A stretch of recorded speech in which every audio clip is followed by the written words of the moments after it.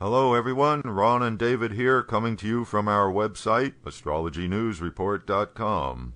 Now we look at the upcoming planetary patterns and predictions, what's in store in the heavens for March 30th to April 6th and beyond. We talked last week about Venus entering Aquarius, which happened today, Sunday, March 30th. We'd like to add a few more observations to what we said last week about this pattern, which will continue for most of April.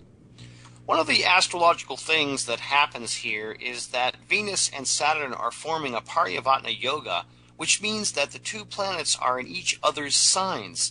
This planetary formation reinforces the relationship between Venus and Saturn.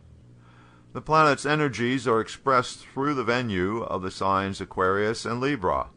Both of these signs are associated with social idealism. Saturn is the planet of work. Therefore, Saturn represents the working class, and by extension, Saturn represents the government of the workers, in other words, democracy. Venus is the planet of social interactions, and its sign, Libra, signifies equality, and therefore fairness. So during the month of April, these two planets will form a background energy pattern that fuels the demand for more fairness in society, more democracy, especially for the working class. This is an energy pattern available to the whole world. On Thursday, April 3rd, Mercury will enter Pisces. Mercury is considered to be debilitated, which is to say weakened, in this sign. The reason is that Mercury is the planet of rational thinking, and water signs, such as Pisces, are mostly based in the emotions. Since Pisces is one of Jupiter's signs, and Jupiter is in Mercury's sign Gemini, we now have another Parivatana Yoga, that is, two planets in each other's signs, similar to what we see with Venus and Saturn. This pattern creates a special relationship between Mercury, the planet of reasons, and Jupiter, the planet of beliefs. Jupiter has an expansive quality, and while in Gemini, tends to generate a lot of ideas. Mercury likes explanations, but in the sign of faith and belief, these explanations are more likely based on hopes rather than hard data. So the resulting combination tends towards more of a personal bias and wishful thinking rather than solid reality. Mercury is also the planet of media, and with Jupiter's beliefs involved, we can expect to hear various soapbox personalities waxing lyrical. Indeed. And last week, Mars retrograded into Virgo. By being in Virgo, Mars is forming a pattern that we are going to be keeping an eye on over the coming weeks, the opposition of retrograde Mars and Uranus. By next Sunday, April 6th, Mars and Uranus will be within 7 degrees of exact opposition, so we will likely start seeing some of the results of this combination. Yes, this one promises to provide a lot of action on the world events stage. The planet of action, Mars, is retrograde, that is, in pressure cooker mode, ready to blow, and now moving into position where it receives the direct aspect of Uranus, the planet of sudden, unexpected events and disruption. The question is, Ron, is this going to be better or worse than the Mars retrograde Rahu combination that we have been enduring for the past 2 months? Well, when Rahu was combined with retrograde Mars, we got some very heavy-duty, weird accidents.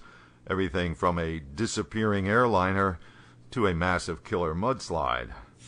Rahu's quality of obsession combined with retrograde Mars's slow burn also gave an ambitious dictator the impulse to seize a bit of sovereign real estate. Yes.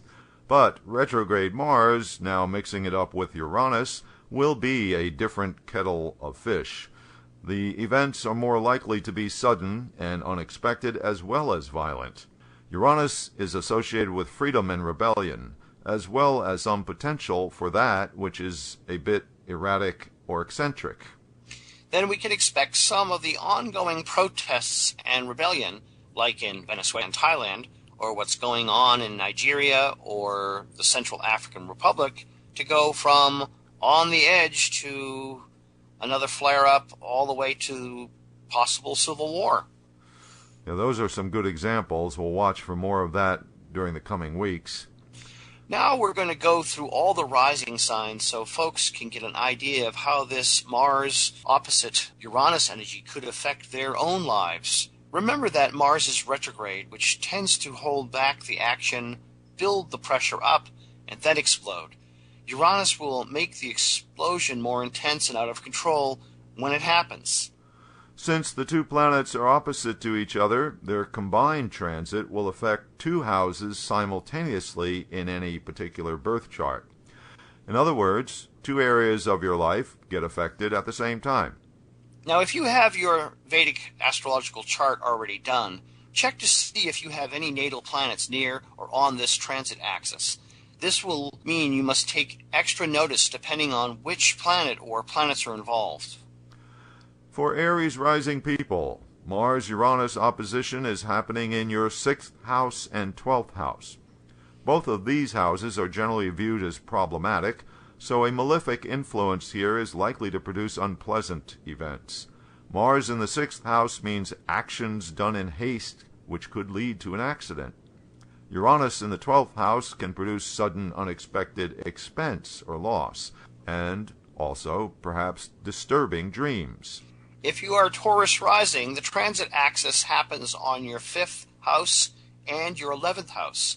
On the relationships level, the 5th house transit of Mars affects the romance department and children if you have any. Uranus in the 11th house hits your friends and associates. And then on the financial level, the 5th house is investments and the 11th house is profits. Any of these areas are likely to experience stress and upset during this coming month. Geminis will find the Mars opposite Uranus combo affecting the 4th house and 10th house aspect. Basically, this is home life versus professional life. The effects on the 4th house, the house of comfort and stability, can be especially upsetting, manifesting as disruptions and upsets on the home front. Since the 10th house is also authority figures, in other words, your boss, there can be surprises coming from that quarter as well. Cancer rising people will be dealing with this pair of transits in their 3rd house of younger siblings, everyday affairs, and efforts on the Mars end, versus their 9th house of father, guru, and beliefs on the Uranus end. This indicates possible disruption in the lives of younger co-borns or the father. Also, since the 3rd house is short-distance travel like commuting, and the 9th house, which is long-distance travel, use a lot of caution while commuting and avoid going very far from home. For Leos, the pattern hits the 2nd house of material resources, income, and family, versus the 8th house of partners, resources, financial involvements, and chronic problems. Tensions around shared resources or sudden events in that category are likely. Since the 2nd house is speech, Mars retrograde here, stimulated by Uranus's aspect, sets you up for explosive vocal expressions of anger. Virgos will have to contend with Mars retrograde in the house of self, with the 7th house of the other highlighted by the transit of Uranus. The tendency is to respond to any challenges from the partner or from anyone else. The best course is to find something physical but not dangerous to do every day to bleed off the frustration and pressure. The 1st house is the body, so the potential of accidents due to haste and impatience is also to be guarded against. People with Libra as their rising sign will have the same axis affected as Aries. The only thing is, the planets are reversed. And as we said before, the 6th house and the 12th house are troublesome houses. Uranus in the 6th can give unexpected struggles, and Mars in the 12th can manifest as an attack you weren't expecting, someone acting against you from behind your back. Scorpios have the transits lining up on the 5-11 axis, the same as Taurus, but again it is reversed. This time Mars is in the 11th house of the elder co-borns, friends, associations, and gains, while Uranus is in the 5th house of children, leisure, and speculation. This could cause a problem for the older brother or sister, and the behavior of your children may get erratic or disruptive. Investments at this time could also not turn out as anticipated. For Sagittarius rising, retrograde Mars is afflicting the 10th house of career, status, and deeds in the community, whereas Uranus's disruptive energy afflicts the 4th house of home, stability, and security.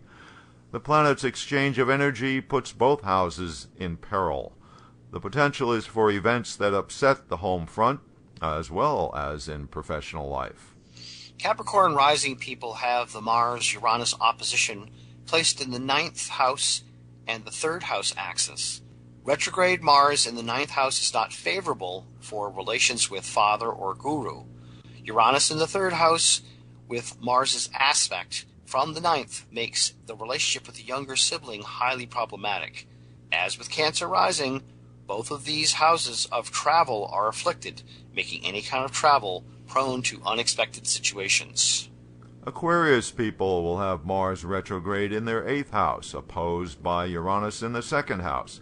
As with Leo, financial arrangements with others can undergo unexpected developments. There will likely be stress in the family situation. Mars retrograde in the 8th house of obstacles and major changes can be especially problematic, with Uranus's aspect even bringing serious sudden health issues. Finally, Pisces people, like Virgo, have to contend with this planetary pattern affecting their 1st house and 7th house axis. Mars retrograde is essentially opposing you from the house of the partner. Uranus in the ascendant puts your responses on a kind of hair trigger. It may feel like everyone has it in for you during this time period. Be sure to take a deep breath before jumping in. Okay, that will do it for our look at this Mars opposite Uranus transit pattern for the 12 signs of the Zodiac. Thanks for visiting astrologynewsreport.com. Now on to segment 3 of this week's show.